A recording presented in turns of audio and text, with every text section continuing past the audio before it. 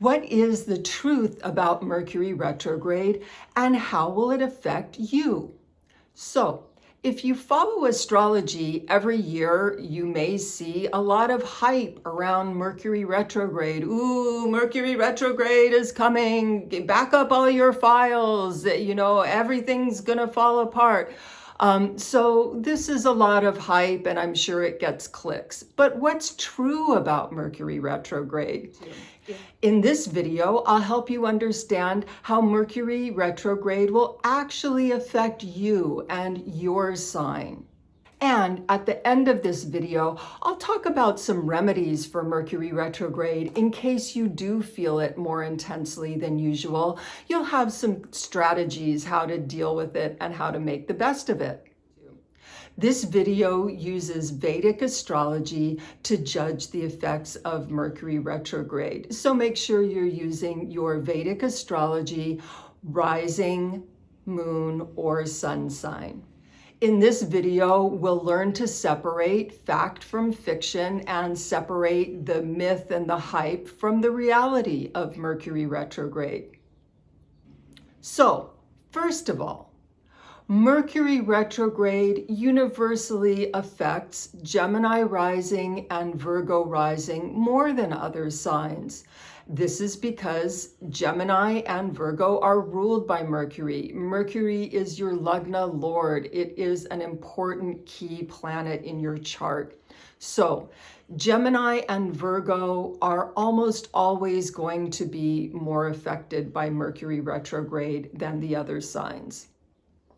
And also, if your Mercury is in Gemini or Virgo, or if Mercury is your Atmakaraka, your soul planet, you may also find that you're more affected by Mercury retrograde than other people. Now, what about all the other signs?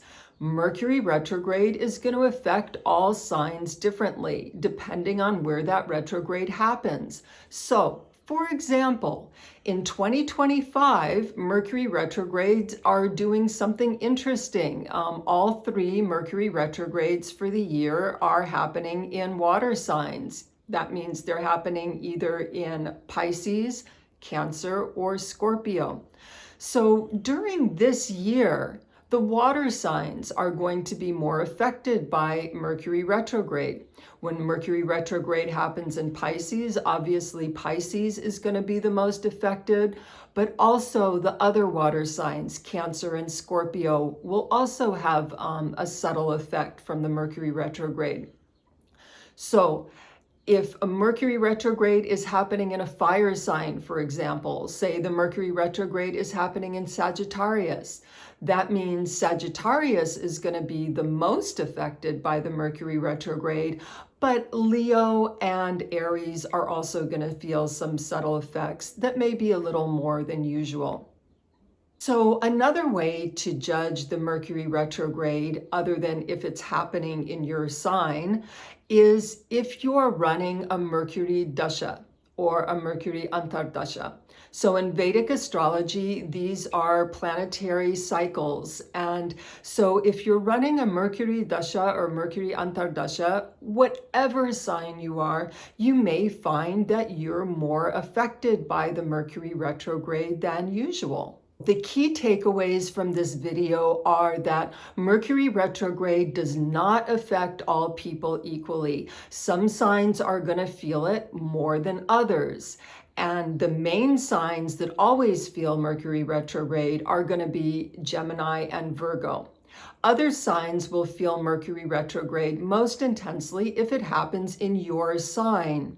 It will also affect you a little bit more intensely according to the element. So Mercury retrograde in a water sign is going to affect the water elements. Mercury retrograde in an air sign is going to affect the air signs more. And the two other key points about Mercury retrograde are if you're running a Mercury Dasha that Mercury retrograde is going to affect you more if you're running a Mercury planetary cycle. And finally, if Mercury is your soul planet, your Atmakaraka, then a Mercury retrograde may affect you more than other signs. So, how to deal with the Mercury retrograde if you're having a rough time with it. And again, not every sign is going to have a difficult time with every Mercury retrograde. If you find that you're struggling with Mercury retrograde because it's in your sign or because you're running a Mercury Dasha, then here are some tips and tricks for how to deal with it. The first thing is to practice the Mercury mantra. Head on over to my mantras video and you can check out the Mercury mantra. And even just reciting it 3 times on Wednesday, it can be super helpful to just help balance and integrate that energy. Another thing that can be really helpful during Mercury retrograde, if you follow Tarot, is meditation on the Magician card. So the Magician card in Tarot is Mercury's trump.